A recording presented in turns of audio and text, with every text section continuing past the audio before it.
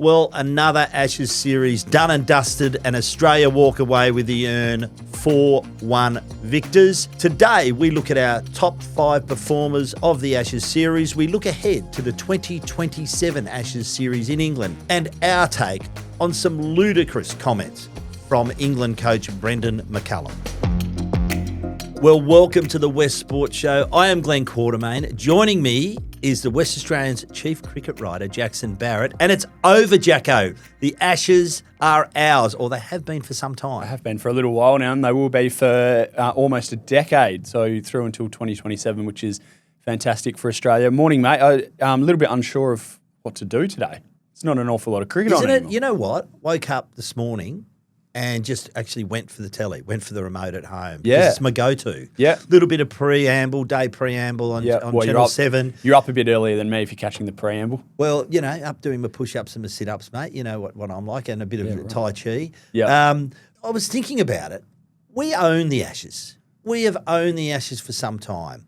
Is it time to do an America's Cup and to go to Lords, unbolt it, and get the original back here to Australia? Because the little replica thing that we get, Yeah. I want the original. The original Ashes belong in Australia because we own them. I would like to see it happen. I also think the museum at the MCG is of great enough stature to warrant at least a stint there potentially next year. I know there's a push on next year for it to come out for the 150th anniversary. What I will say is I was in the UK earlier this year. It's a little bit underwhelming. The Lords Museum? The Lords Museum. Like, it's built, there's the mystique around the Ashes, and I remember kind of walking around the corner, and don't get me wrong, the museum itself is great, but I was kind of picturing this dark room with a spotlight like on a the Mona Ashes. Lisa moment. Yeah. They kind of just, you turn the corner and they're there. Which is why we should house them. Yeah, I think we would do a better job of housing them. And, I mean, we own them anyway, don't we? We do. And you know what I was more fascinated with on my visit to Lords was not so much the museum, which, again, I loved the museum, don't get me wrong.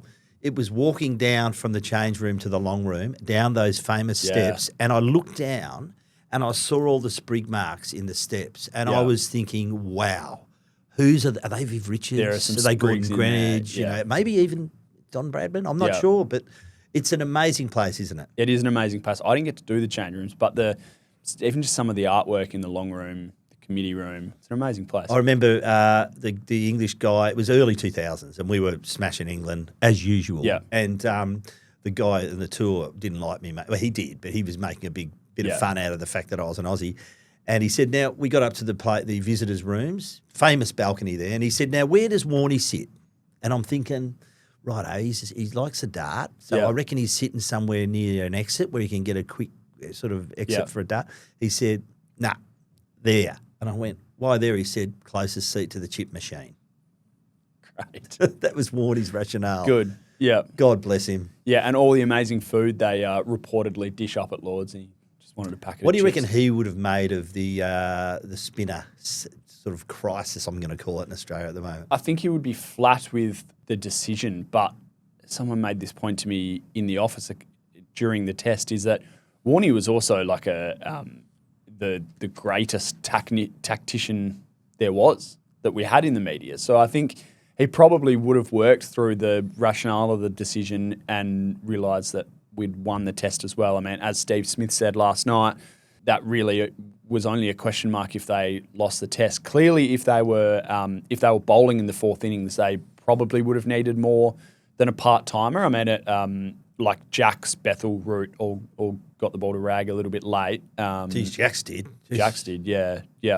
And Smith had one ripped back through his gate as well. So he Don't see that happen too often. You don't, and so he saw it firsthand. History is written by the victors, isn't it? And it is. And Australia won. So, yeah, if they were bowling in the fourth innings and had lost, I think it would have been a bigger talking point. It's been really interesting listening to the post-Ashes commentary about a combined 11, and there's been 6 and 5. And Did you see Kerry O'Keefe's combined 11? I did. Yeah. I did indeed. I want to talk to you about. Let's pick our top 5 players from the Ashes, and I'll open with mine. And I know you've got your player rating leaderboard there. So you've been compiling a player ratings. You've been on this podcast talking about it. And you've got your leaderboard there, which I think will make really interesting reading. I've got Mitch Starc at the top of the queue. First 30-wicket haul in an Ashes series since Mitch Johnson. Yep. A couple of 50s thrown in there. But why I have him, it's just that carrying the heavy load early with no Pat Cummins. And I just think just great leadership. He's no spring chicken.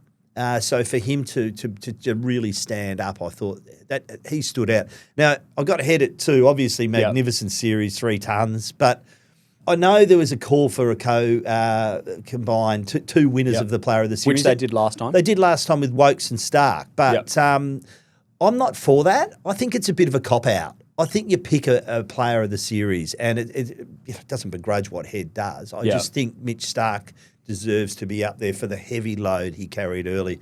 Obviously, a fantastic series from Travis Head. I'm still a number 5 man, mate. I know we've had this argument. And I've got to be honest, your argument stands up pretty well. Yeah. I mean, it's pretty hard to argue against him not opening in the future now, but I do like him in that middle order. I've got Root at 3. A lot of pressure on him, a couple of tons. Obviously, his first ton in Australia and then backed it up. I think that in itself elevates him to number 3. And I got Carey at 4 behind him. I think 28 wickets as a keeper. One of the great keeping performances I've seen in an Ashes series. So I could have him at 3, but I just think Root, given what the pressure he was under.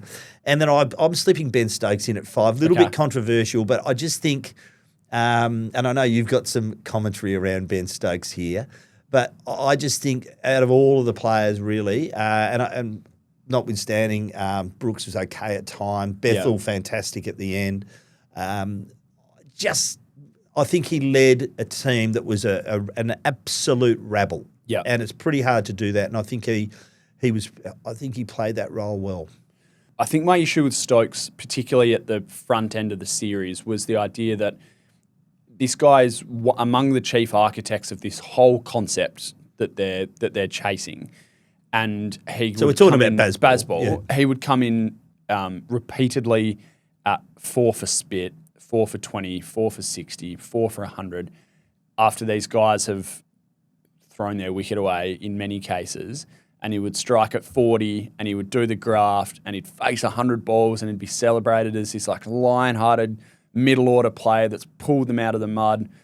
But for me, it felt a little bit self-inflicted, given that he's one of the guys kind of instructing the way that they wanted their top order to go about it. So don't get me wrong, I think he's had a really good series. He's bowled some really important spells. He probably hasn't bowled enough spells. I think he, in Melbourne, I noted that he potentially underused himself or waited too long. But then to bowl fifth himself. test, we saw him limp off the field. Yeah. So I think, and with Archer and Wood and their problems with injuries with their pace attack, I think he actually did about as much as he could do. The other thing I'd say on Stokes is that I'm sure he would take back his has-beens comment at the start of the series. I think he felt like he was walking into a bit of a cauldron and was kind of playing shots early in an offense is the best form of defense sort of way. But I actually think beyond that, the way he has handled some of the off-field stuff, even some of the on-field stuff from a like front-facing PR point of view, I think has actually been really good. I think he's found that balance between looking after his mates, making some concessions along the way. His messaging hasn't matched up with McCullum's. You think after Brisbane, Stokes made concessions that McCullum didn't. Stokes here has said that he's open to change. McCullum has been a little bit more stubborn in that regard. But I think overall, and I'm thinking here post-Noosa, while Stokes has made mistakes, Stokes hasn't been perfect. I think he's struck that balance between looking after his mates and admitting this tour has been a bit of a disaster. So credit to him there. So give me your top 5 on your player ratings leaderboard. Yeah, so as you might have seen on YouTube, and you can go back and watch all of them on the TheWestSport YouTube channel, we've been rating both teams, every player out of 10 based on their impact on each test match. So I'll just preface this by saying that it doesn't take into account the less tangible things like having a big say in the big moments, having a big test in live tests rather than the last 2 and stuff like that. But what we've come out with, so players, there's a maximum score of 50 here for players, is we'll start from 5, And sneaking in there is actually Harry Brook. Yeah, that surprised me. So Harry Brook had his best test in the last test. I've given him an 8. The player ratings are live on thewest.com for England for the 5th test. So he gets an 8, scored an important 80 in the second innings, made another 40. It's been a series littered with 40s for him. And for that reason, he's gone 6, 3, 5, 7, 8. So without tearing a game apart, he hasn't dropped the stinker that some of his teammates have. And that's the reason he sneaks in. Can I put an asterisk against the 8? Yeah. Series was over, mate. Series was Pressure over. was Yeah, off. correct. Yeah. And that's where this system kind of falls down. Easy runs, Jacko. Easy runs. Well, 6th place. So Brooks scores a 29. In 6th place is Steve Smith with 27. But remember, he missed a test. So he goes 5-8, 5-9 in his 4 matches. And you can note there that the floor there is a 5, which is really pretty good. From there, it's all Australia, which I like. So I'm happy with how this is spat out. So Scott Boland scores 31 and comes in at 4. Alex Carey, an excellent series with the gloves, potentially the best series we've ever seen from an Ashes and a good clubman. series with the bat, yeah. Great series with the bat too. 5-8, 9, 6, 5. He goes from all 5 tests for a 33. And the top 2 are actually tied on 38. And there's no prizes for guessing who they are. Travis Head and Mitchell Starc both score 38. Starc went 9-9, 7-6-7. So his worst match series. In my view was the Boxing Day test where he landed a 6. Head went 9 for his match-winning century in Perth, 6-8 for his Adelaide home ground 100, a 6 in Melbourne where it was a little bit quieter, and then a 9 again. So they both land on 38. The changes I would make there based on the things I spoke about, like where you're having impact in games and what you've done for your team, I'm just elevating Starc above Head as the number 1. Good. Because of, and this is something that the play ratings can't really factor in, is the fact that he's led this attack the whole way through without his mates Cummins and Hazelwood, and the fact that he did his business in the 3 live tests. So in the 3 live tests on the ratings, he went 9-9, where he took 10 wickets in both of those matches, and then 7. Not to mention this unbelievable record now of first overs in test matches. Yeah. So 28 wickets in first overs now. That was 24 at the start of the series as well, as 1 away from Jimmy Anderson for the all-time record in test cricket. Third, I'm sticking with Carey. I have Joe Root sliding up into 4th. So Root was down at equal 8th with 26. So 1 spot below Steve Smith and 1 point below Ben Stokes. So the reason... So go on. So his floor here, his bottom scores were the reason he slipped doon. So I gave him a 1 in Perth and a 3 in Melbourne. Yeah, okay. But his 200s, he obviously has got 100 in Brisbane. He gets an 8 and a 9 here for his 160. So he comes in to 4th spot for me with Scott Boland at 5. Did you get the feeling with your number 1 pick? Did you get the feeling? So obviously the first to take 30 plus since Mitch Johnson. Yeah. Mitch Johnson demoralised he had them panicking. I mean, there was more with the short pitch bowling, right? He ended careers, but they were just scared of Mitch Johnson. I think with Mitch Starc is a little bit different. I think they genuinely had no idea of what was happening out there. It would be horrible to face early in a test match.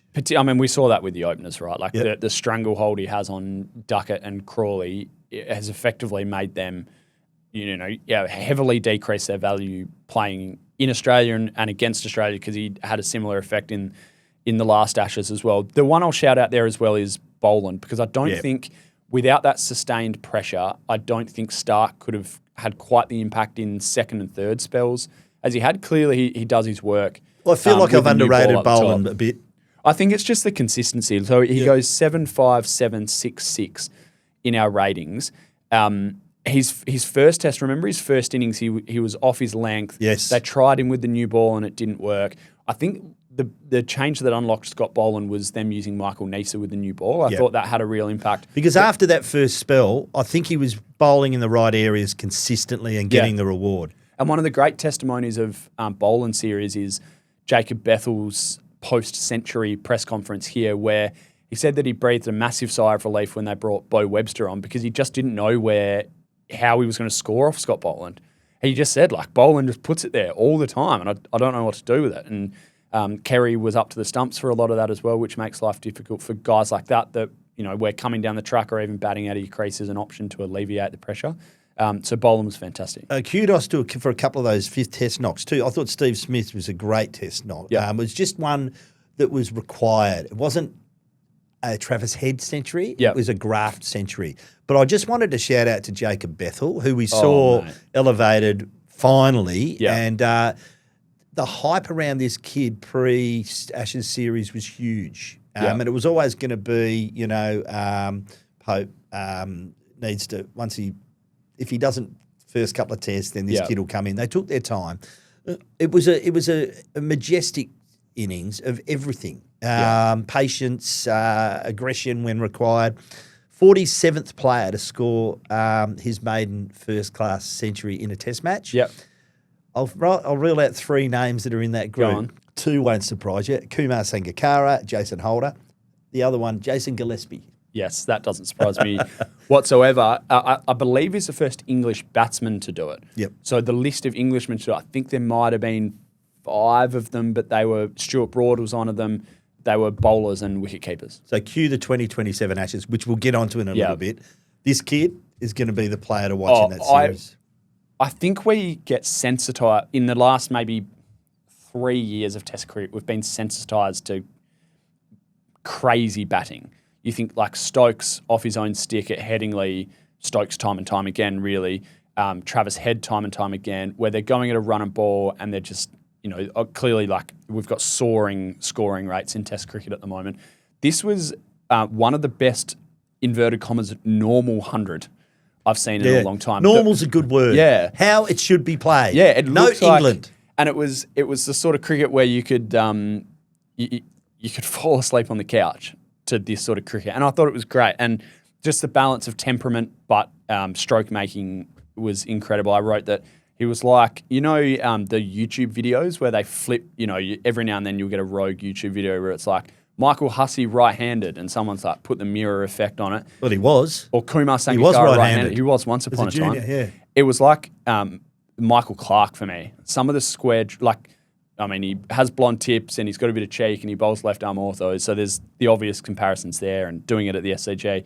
But the square drives where he like kind of whips it and holds his pose, and the on drives that he just leans on. We're in for a treat with this kid, aren't we? Yeah. We're going to, over the next decade or so, there's going to be some highlights. I can't quite remember who said it, so apologies because it probably deserves credit. But someone said that this was the innings this was the period of Bethel's career where we were going to learn if he's Garfield Sobers or Sean Marsh, as in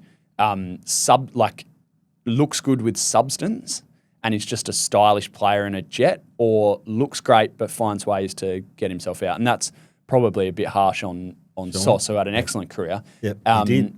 But the point is that given his record in not having a first-class 100, we needed this kind of pudding to prove what he was no worth. pressure on him, Jacko. So Garfield Sobers, gee whiz, you've put the pressure on there. I fell in love with him in this innings. Oh, yeah, so did I. Yeah, and I love the haircut, by the way. I was weak. Closest thing to Warney we've seen in a long time. It was brilliant. Interesting, we just mentioned Huss before, who was a right-hander, changed to left-hander after watching the great Alan Border. Yeah. I wonder if the kids around now, there's right-handers, junior right-handers now, I reckon they're more likely to go left after watching Travis Head and players like Bethel. Yeah.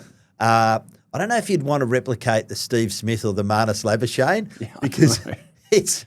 I'm notwithstanding they've had great careers, but Steve Smith, unbelievable career, but it's exhausting to watch. I would hate to be inside that head sometimes. And he was asked about the hand signals, where he's kind of been doing that to bowlers, and everyone kind of thought it was directed at bowlers, but he said, it's him. I do it. It's for myself. It's how I know that my hand's on the bat in the right way, and it's worked. Pretty for him, funky to bowl to as well, I reckon, with all that stuff. Incredibly difficult. Before we move on, mate, I just want to throw a bit of a brickbat here at Cricket Australia.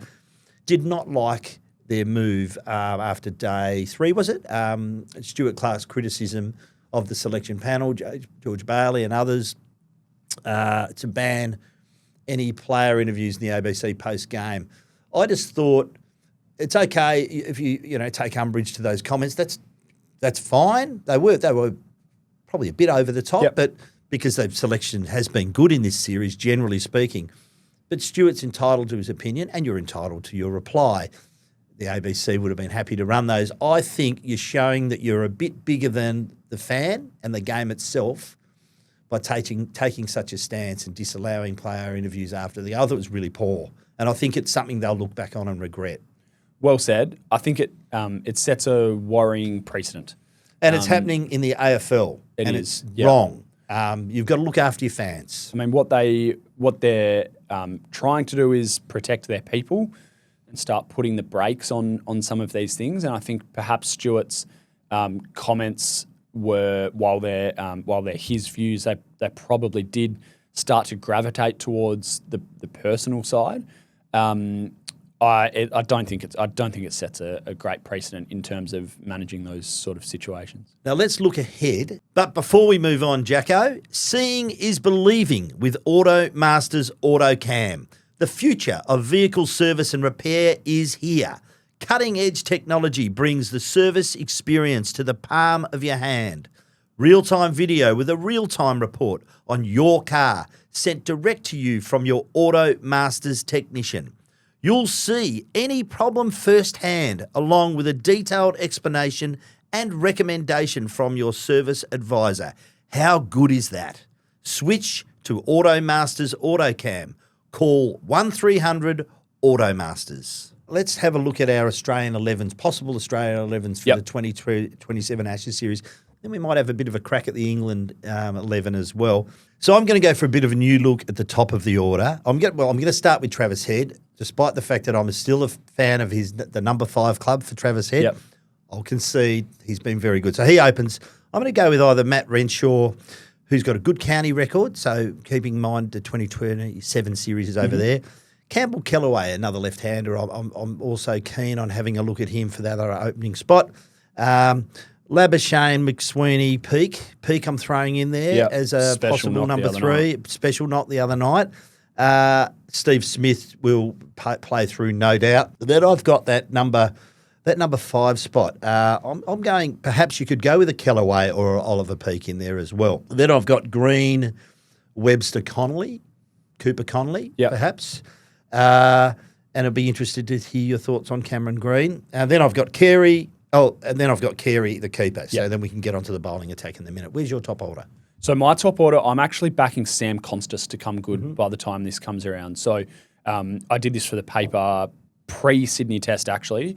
And in the extended squad, I had Renshaw in there and Kellaway in a list of guys I wouldn't rule out. I like Kellaway, and I actually think he can bat in a couple of spots in the order. But I think by then Constas comes good. And I think I just think he's probably the man for that spot by that stage. Travis Head opens the batting. I think Marnus Labuschagne hangs around. I think it's a spot that will become vulnerable. But as we know, they tend to back him. He had a brilliant start to the Shield summer, and I think if he can pull together some first-class runs like that again, he will be fine. Steve Smith is a funny one when we talk about the veterans that may or may not get through to this period, because Andrew McDonald, or Smith, has put on record that as far back as early 2023, he was kind of taking things one test at a time and giving no one at Cricket Australia any assurance that he would be around. But Andrew McDonald said after the Melbourne test that he sensed there's a change in that and that Smith's all in. Smith was asked if Sydney would be his last test, and he laughed off those suggestions. So I think he's in now. You got Bangladesh, South Africa in between too, don't forget. And India. And India. And the World Test Championship. And the 150th. 150, sorry, the 150th. Match against, so there is a lot to come. So Smith at 4.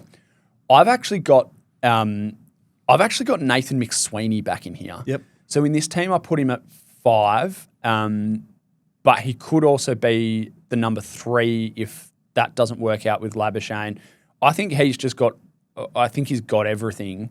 And leadership. And leadership, which they will need going forward. He probably hasn't put the first-class runs together since his test baptism of fire, opening the batting.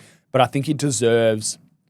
I wouldn't say they owe him this, but I think he deserves to show his wares in his preferred position. So I'd like that to happen before these Ashes, and I think he'll go well. So he's in there. I've got Green at number 6. I think Cam Green needs to show by this stage, though, that he is in Australia's 6 best batters, because while he's got 6 years on Webster, so that the age is on his side, Webster is effectively undroppable. It wouldn't surprise me if Timely, 5th test knock, 270-odd, some nice piles. So. The thing, Webster was brilliant in this test, but the thing is they're not often going to be able to carry Webster batting at number 8. Effectively play one or the other, mate. Yeah. And I've got Connolly in there as well, yeah. I've got Green. I think Connolly's probably in the mix. Connolly, I think that's probably Connolly's job for India in the first part of the year. Kerry is locked in. Kerry's probably the first name on the whiteboard for me, to be honest. He is nailed in.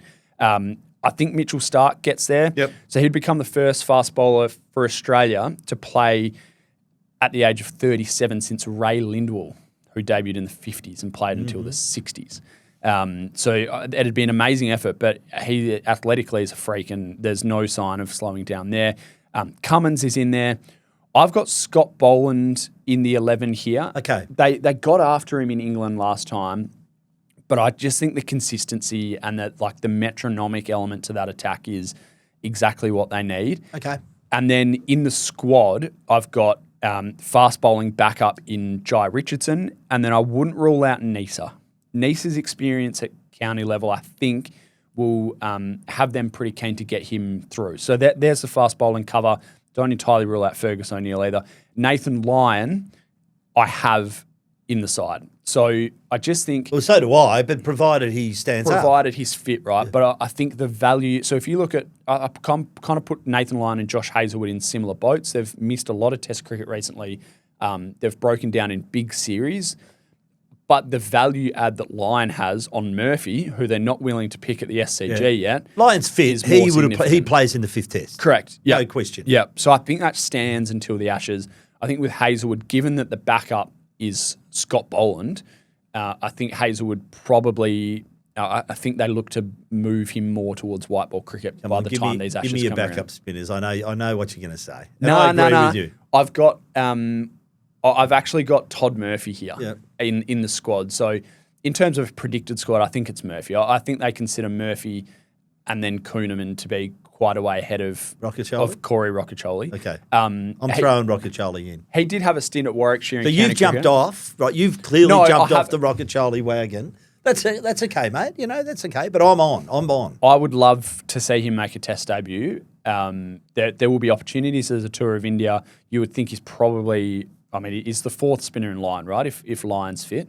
But I just don't think selectors see it. I agree with you. See him in the realm. On all of the above. I'm also having a look at Fergus O'Neill or perhaps Marley Beardman. If nothing else, I'd like to see him tour. Yep. Because I think the experience would be invaluable. Clearly, he's going to be a Test bowler. Beautiful action. Yeah. How much does he look like Dennis? I know Dennis Lilly's done some tutoring with him. Yeah, he has, yeah. The run-up action. Yeah, the run-up's very similar. The delivery stride is different, but the run-up action, I think sometimes I'm looking at the great DK. He is a special talent. I know the Australian camp is really keen to have him tour as well because he's already been to the UK with them for a white ball series and he was in the T20 squad at the start of the summer as well, despite you would think being a little way off a genuine starting berth. It's not a bad share and adds genuine ball speed as well, which could be important as the other guys age a little bit. Jacko, before we get into the England 11, I just want to make a comment on their coach, Brendon McCullum. He's flown under the radar this summer, hasn't he? What did they do? They started off winning 12 of 13 tests in the opening. They've won 3 of their past 10 under McCullum. Quote, I am not against assistance, but have a firm belief in how to get the best out of these players. I will look at it individually and say, what could I have done better? Am I for being told what to do? Of course I am not. Wrong, Brendon. You know what? Please retain him as coach because if they do, we will win the 2027 Ashes. Test cricket, by definition, is Test cricket. It's a test. This is not a limited over format. It's not about having a one-dimensional philosophy and that's it. Yeah. Test matches change. You have to adapt to the environment. That's the beauty of Test cricket. I found it unfathomable. I could not believe what I was watching at times in this series. They basically threw it away before they had a chance. So I'm all for them retaining him, please. And while I'm at it, Ben Stokes, who I love as a cricketer, but me and Brendon, we know how to run a dressing room. No, you don't, Ben. You don't know how to run a dressing room. So gifted us. We worked really hard. We deserved the Ashes, but in many ways it was sort of handed to us on a silver platter as well. So quarters off the long run. No, come on, it's ridiculous. I mean, two-day tests weren't entirely to do with the pitch. In some cases they were, but I mean, thank goodness we got a 5-day test in the end. But that's not. Come on, it's not all about you. It's about the game as well. Providing a contest, and you didn't at times. Yeah. So there you go. So if he's not willing to change, what's his 11 for 2020? Okay, so I'm gonna. It's not that different, but given that it's played on English soil, so I'm going to go with Crawley and Duckett opening. Duckett, who had a horrible series. Yeah. But I think I'm prepared to stick with him on his home conditions. The player I'll throw in there is a guy called Ben McKinney at 21 years of age. So I'd have a good look at him. Bethel's now the number 3. Yeah. Root, Brooke, and Stokes. Now, the wicketkeeper I'm interested in because Smith, huge raps on him leading in. Obviously had a generally horrible series with the bat. A couple of flashes of inspiration there, but not a great series with the bat. Jordan Cox is the other one they're looking at as perhaps a potential keeper. And then we can get into our bowlers in a moment. You? So my top order, I think it is probably Duckett and Crawley. Duckett had a woeful series. Crawley showed glimpses without ever properly going on with it. But the big thing, the overarching sense I've got with this England batting unit is that Duckett, Crawley, and Jamie Smith all average significantly more, almost double at home than they do away. The outlier there is Harry Brook, who has scored a 300 in Pakistan and averages a little bit more on the road. So flat track bullies. Flat track bullies. Home ground bullies. Stokes and Root are, worldies. They'll play, right? And then Bethel is absolutely the long-term number 3. The guy I have knocking down the door opening, you mentioned McKinney there. I've got Hasib Hamid, so a little bit older. Been there, done that. He's played 10 tests, including the 2021 Ashes Tour, the last Ashes Tour here. Scored 1,258 county champs runs in Division 1 and was the second leading run scorer in the tournament behind Dom Sibley, who's kind of past England reckoning, and averaged 66. So he's been talked about a little bit as one that potentially not in McCullum's sights, but deserves another crack at opening the batting for England. So he's the one knocking down the door there. But for me, it's Duckett, Crawley, Bethel, Root, Brooks, Stokes, and Smith. Yeah, pretty similar. To me, seamers, I've got Atkinson, Archer, Tongue. Then I've got Cass, Sam Cook, and Potts behind them. Yep. But I'm probably going Atkinson, Archer, Tongue. I'm going Archer, Tongue, Atkinson as well. I don't think Matt Potts plays again. Okay. Don't think he should play again. Poor old Pottsy. Poor old Potts. Oh, the SCG, there was the SCG is where middling England careers go to die, isn't it? Guys come, they have a crack at the Ashes series. The whole thing is we'll get them through to the Ashes and see what they're like there, and then they're never seen again. So, I mean, there's some great England players like Paul Collingwood and Kevin Peterson have also called it quits after the SCG, but think your Michael Carberrys, those sort of guys, batters and bowlers who just haven't quite got past Sydney, and it's probably Matthew Potts for me. Travis Head treated him with the disdain and ease of a pretty average club cricketer on the SCG. He was walking singles, he was taking the piss, he was trying to hit balls to different areas of the ground just to keep himself awake at different points. I think Potts was wayward, couldn't hit the same spot twice, and was really disappointing for a guy that has played Test cricket before and they probably thought would be something. So he's out of the reckoning for me. I'm gonna go Archer, Tongue, Atkinson. The big thing with Cass all series was that he runs in hard and he works hard. I don't think the output at important times was there. I also don't think he's a new ball option going forward. So he'll be around the mark, I would say, but in English conditions, I think that's the 3. Can I just make a comment about Cass? Yeah. Who I admired at times, but the run in with Weatherald in their 5th test. Yeah, mate, you've swallowed your angry pills way too late. How about you swallow them a bit earlier? Same can be said for Archer in Brisbane Absolutely. as well. Yeah. What about your spinner? I think we're on the same page here. And Well, it's not Shoaib Bashir, it's interesting with Bashir, who didn't get a Guernsey, but the thing about Bashir is I was told pre-tour that absolutely loved by Ben Stokes. Yeah. Generally picks him without even looking at the pitch. Yeah. But didn't get a Guernsey. It's a different tour here, but so I think he's up there near the head of the queue. I'm going to throw in a golden oldie, someone who we have great memories of in the, or not so great memories of in the Ashes. Let's throw in Jack Leach. Remember him? Should have gone to Specsavers. Yeah. Well, he'll be 36.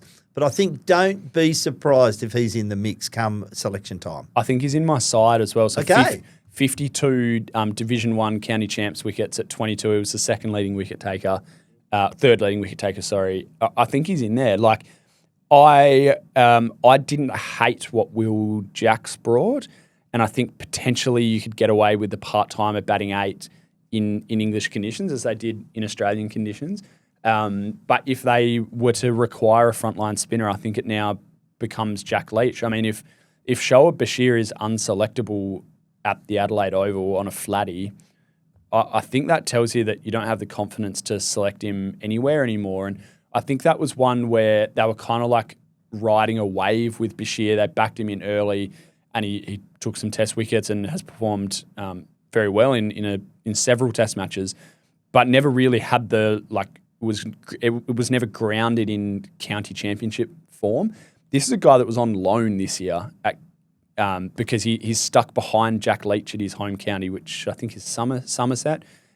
He's stuck behind Jack Leach, ironically, who had been dropped for him in the test side. So Tom Hartley's the other one that has been around the mark and played before in the subcontinent. But yeah, I think if they need a frontline spinner, Leach is their best option. Don't discount them using Jacks again, but yeah. Now, before we go, we should get your opinion on the catch. Of course, the Perth Scorchers are alive and well. Yeah. Pity. But Oliver Peake, who we mentioned earlier, Yeah. Ashton Turner, I'll give him my opinion. By the letter of the law, it was out. Yep. So I'm happy with that. But probably something they should look at was, did he control the ball? Absolutely, he controlled the ball. That's a catch in any other format. So I was almost a bit angry at the time, but in the cool light of day when I looked at it, I thought, you reverse it. Yeah. By the letter of the law, it's out. So Yeah, Ashton Turner's the coolest head in cricket. wasn't he? Well, you wouldn't know if he's won lotto. Yeah. You've never seen a cooler head. He I've obviously covered the Scorchers quite a bit under his captaincy, and you'll ask him a question, you know this, you ask him a question in presser, and he sits on it, and he takes a deep breath, and they're like long, considered, thoughtful answers. You know that you're not getting cliches with him. Sometimes it's a good couple of seconds before the answer comes. You know he's not bullshitting you. Yeah. And like coolest head in Australian cricket, and he said he agreed with it by the letter of the law, but if you're playing in the backyard, you're not looking at it twice. If you're playing club cricket, you're not looking at it twice. And Ollie Peake actually said, at 9 times out of 10 at Sheffield Shield level, He walked off, quite happily walked off. Yeah. So, I mean, the law states that you have to have control over your body as well as the ball for the catch to be fair. I just don't think it's. I don't think it's a necessary stipulation. He was going to hurt himself. Had he not landed. This is a guy with shoulder injury history who came up from that catch holding his shoulder anyway. He's otherwise, if he didn't do that somersault, he's either landing flat on one arm, which he probably breaks, or he whacks his head on the back of the turf. So where to now for the Scorchers? They're a bit banged up. Yep. And where to now for your favourite, mate? When are we going to see Finn Allen actually put an innings together? I think he comes good. Does he? Yeah, I think you've been telling me this for 12 months. He's looking comfortable. You said that 4 weeks ago. Nah, he comes good. Does he? Yeah, he batted really well in Brisbane. Wasn't a great shot the other night, mate. It wasn't a great shot the other night. That deck was like nothing we've ever seen at Optus before for a white ball game. It was really two-pace. Guys said there's quite a bit of variable bounce. So let's say he was done in by the wicket and he plays on 2 flatties this week and he's going to be fine. So Adelaide Oval on Sunday for the Scorchers. Corey Rocchiccioli, any chance? Yeah, big chance. So Ashton Agar, Agar's racing the clock to be fit again by the end of the season. I think they probably, against the Renegades on Wednesday night, they loaded up on pace. So 4 seamers in Paris, Payne, Beardman and Jai Richardson. I think on the flatter decks in Adelaide and Brisbane, Adelaide and Marvel Stadium this week, they probably will need a spinner. So I think Rockachol is a chance. They're now sweating on Joel Paris. Yeah, so what a shame. I've really liked his series. Yeah, he's bowled in really good areas. His experience, I think, has shone through. Yeah, and he's becoming the type of three-phase. They talk about three-phase bowlers. So power play, power surge, and death are the times where you want your key bowlers, and he's bowled in all of them, taken wickets, been really good. But like mid-30s groin injury isn't a great sign for a quick comeback. They do now have the reinforcement. So David Payne was really good on Wednesday night. Laurie Evans wrote about him in his exclusive column in the Game Lift Out in today's paper. That's worth a read. He's going to be a real weapon. He doesn't have the pace that other guys do, or that he did as a youngster when he was being talked about as a real England prospect.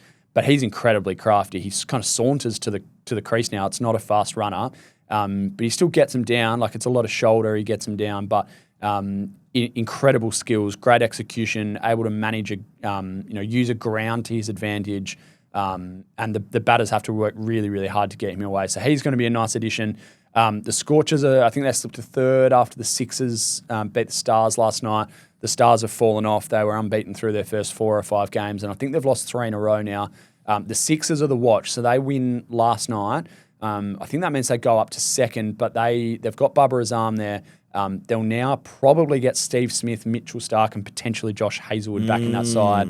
They've just signed Sam Curran, who 3 or 4 years ago was the best white ball bowler in the world. So that's a serious side. The Hurricanes are good. The Sixers are going to be fantastic. The Scorchers are a really good side. And backs to the wall, which I like. Yep. They love the backs to the wall stuff. They're 2-2 at home, but every time they've played on the road, they've scored more than 200. So that stat is a fascinating one and a big watch. They've got the Strikers on Sunday, the Renegades next Thursday at Marvel, and then back to close out the season against the Stars, which could be for a home final. Well, come on, Scorchers, and come on, Finn Allen. Do it for Jacko. He'll come good, mate. Come on, do it for Jacko.